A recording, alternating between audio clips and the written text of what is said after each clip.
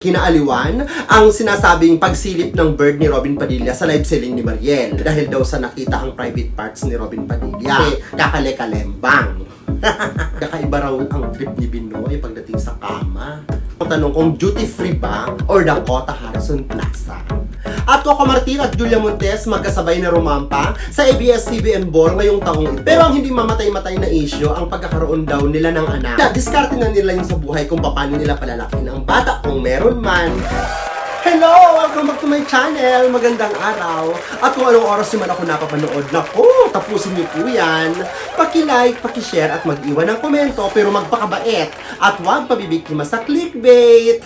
At dahil walang mga maling opinyon, nako, tayo po ay makikiusyoso sa bawat kwento, makikisali pero hindi makikigulo. At ako ang inyong marites na maghahatid sa inyo ng mga intriga, Nenya Chika Dora! At eto ang latest.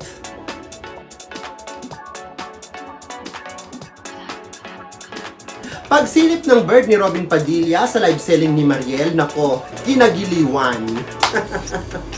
Kinatuwaan, pinanggigilan at talaga namang kinaaliwan ang sinasabing pagsilip ng bird ni Robin Padilla sa live selling ni Mariel.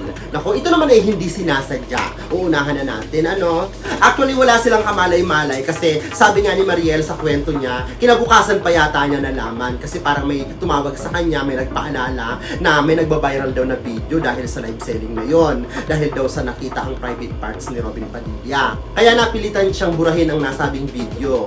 At sinabi niya yung kay Robin Padilla pagkagising pa nito. At nasabi pa nga raw ng aktor na, paano anong nangyari? Marami pa rin bang bumili sa'yo? So, ibig sabihin, hindi yun ang concern ni Robin nung sa kanyang bird. Kundi kung paano nakabenta si Mariel sa live selling kahapon, kung nagkaroon ba ng epekto yung naipakita niya. Nang hindi sinasadya. Kaya hindi raw apektado ang number 1 senator ng Pilipinas dahil yung pag-live selling pa nga daw ni Mariel ang iniisip nito. At kung inyo po matatandaan, dati pa naman sinabi ni Robin Padilla na hindi daw talaga siya nag-underwear. Ibig sabihin, hindi siya nagsusuot ng mga masisikip siguro na pwede rin siguro mga boxer na maluluwag. Kasi may mga tao namang ganun, di ba? Pag hindi naman sila komportable sa mga masisikip na underwear, hindi sila nagsusuot. Parang sa babae rin yan, hindi rin sila nagbabra. Yung iba, lalo na pag nasa bahay lang. 'Di ba? So si Binoy, pag nasa bahay daw 'yan, parang bathrobe daw na manipis na habang naglalakad-lakad. Kaya nga sabi raw ni Mariel ang mga maid, ang mga katulong, ang mga assistant, parang hiwalay, may sariling bahay.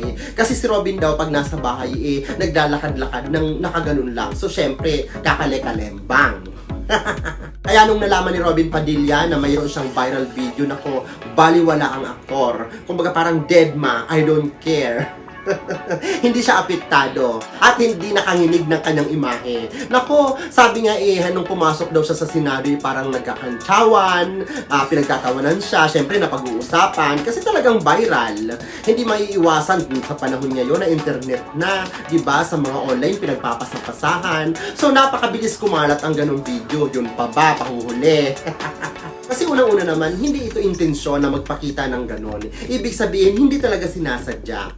Kaya kung pinag-uusapan man, pinagpapasapasahan, kinikilates ng kinikilates, nako, dead ma ang number 1 senator. Pero syempre maraming umuosyoso dahil syempre hindi lang sapat yung pagkaka-zoom in dun sa video. Kasi marami ang nagtatanong kung ano ba talaga ang hugis? Mahaba ba o maiksi? Ano ba talaga ang kulay? Maitim o maputi? At syempre hindi rin nawawala ang tanong kung duty free ba or Dakota Harrison Plaza. Nakakaloka. Hoy ha, huwag tayong magsukatan sa natutulog. Huwag tayong magsukatan kasi syempre nakaka-surprise yan kapag nagising. Iba-iba na ang hugis niyan. Huwag tayong mag-judge sa natutulog pang Tweety Bird.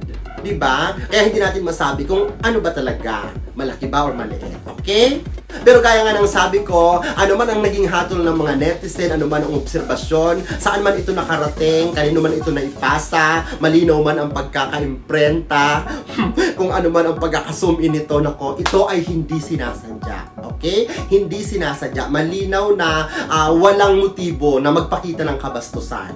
Walang planong gumawa ng mga eksena at magpakita ng masiselang bahagi ng katawan. At lalong-lalo na wala silang planong gumawa ng mga eksena, ng ingay, sa ganitong pamamaraan. yan. Diyos ko, sa panahon ba naman ngayon, ang dami nang napagdaanan ni Robin, sa dami ng kanyang kontrobersyang nalusutan noon, di ba? Nako, at saka open book naman si Binoy mula sa kanyang pagkakakulong, sa mga naging babae sa buhay niya, sa naging masalimuot na mga pangyayari sa kanyang karir. Talaga namang alam ng mga netizen yan, alam ng mga tagahanga yan. Kaya itong kontrobersyang ito ay nakubaliwala sa kanya at hindi makakapagbagsak ng kanyang karir sa pagiging artista at sa pagiging senador. At may mga nasabi pa nga ang mga manlalapit kay Robin Padilla na kahit noon pa daw, si Binoy daw ay hindi nadadaan sa laki o sa liit, sa performance. Naku, napakagaling daw talaga. Ano ba yun? Paano ko ba ito ipapatuloy? Hindi, ito naman daw yung usap-usapan lamang. Ito ay mga galing sa mga naging karelasyon siguro. Siyempre, dumaan sa pagkabinata. Talaga namang gwapo talaga, maskulado, at talaga namang sikat na sikat si Robin. Kaya marami naman talagang nabighani. At marami daw ang naka one night stand, di umano. At may mga sinasabing kakaiba raw ang trip ni Binoy pagdating sa kama. Paano ba?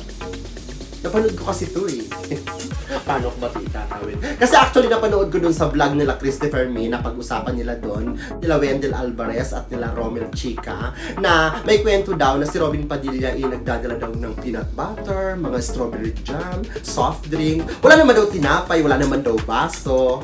So parang pang-play, props sa kanilang gagawing ipapahe daw ang mga palaman sa masiselang bahagi, mga ganon. Tawa ko ng tawa sa vlog na yon. So ito naman ay kwento nung nakaraan pa at hindi na kailangang seryosohin sa ngayon. Pero ito ay naungkat lang ng naungkat sa ngayon dahil nga sa naging viral video na ito ni Robin Padilla.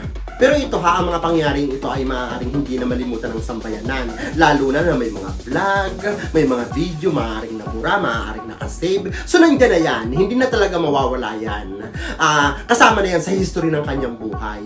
Pero hindi ito makakabago ng kanyang imahe sa pagiging senador at sa pagiging magaling na artista. At hindi nito mababago ang pagkakaroon ng mabuting puso, ang pagiging responsableng asawa at ama, ang pagiging maginoo, makabayan, marespeto, at higit sa lahat makatao ni Robin Padilla. Okay? Nako, Robin, mag-iingat na ha!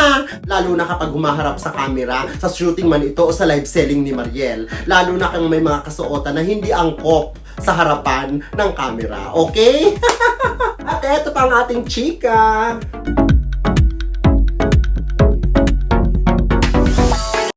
At Coco Martin at Julia Montes magkasabay na rumampa sa ABS-CBN Ball ngayong taong ito. Naku, sorpresa nga ito dahil ito ang kauna-unahang pagkakataon na sila ay magkasamang dumalo sa ball ng ABS-CBN. Kaya marami ang natuwa na sorpresa at kinilig talaga na magka-holding hands pa talaga sila. Wala pang pag-aamin, lilinawin ko lang, hindi nila kailanman inamin na mayroon silang relasyon.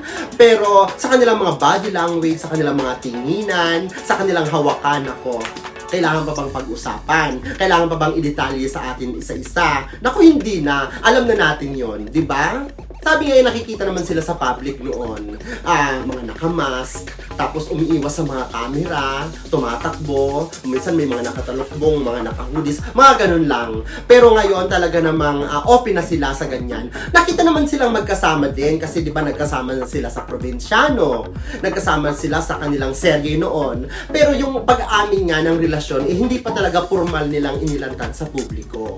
Di gaya nito na lantara, nakapustura, mga elegante, talagang handa sa anumang kislap ng camera. Sa mga tanong ng mga media siguro, may iiwasan, may mga sasagutin, may mga papaburan, pero masaya na ang tagahanga, ang lahat, mga kaibigan, na nakita silang magkasama. Pero ang hindi mamatay-matay na issue, ang pagkakaroon daw nila ng anak, di umano. Marami ang mga nagsasabi na meron na silang anak, allegedly, at itinatago lamang ito. Sinabi nga na isinunod pa daw ni Coco Martin sa kanyang lola ang pangalan ng bata. Babae yata yung anak. Pero ito ay normal na lamang at hindi na big deal kasi sila ay mga celebrity.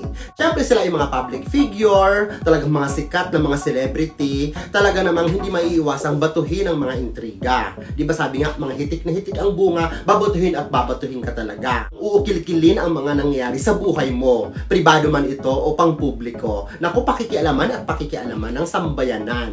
Pero syempre, hindi naman lahat ng celebrity ay pumapayag na ilantad ang buong katotohanan ng kanilang buhay sa publiko. Di ba? May mga pribado rin. May mga inililihim din na para sa kanila na lang. Sapat na yung talento, sapat na yung mga show, mga ginagawa nilang nakaka-inspire sa mga fans, sa mga tagahanga.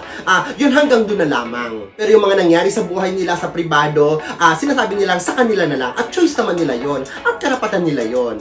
Huwag na nating pigain, huwag na nating pilitin. Hindi nila obligasyon na sabihin sa atin ang bawat detalye ng kanilang buhay at kailangan nating unawain yun. Totoo man or hindi ang mga intriga, aminin man nila or hindi, nako, nasa kanila na yan.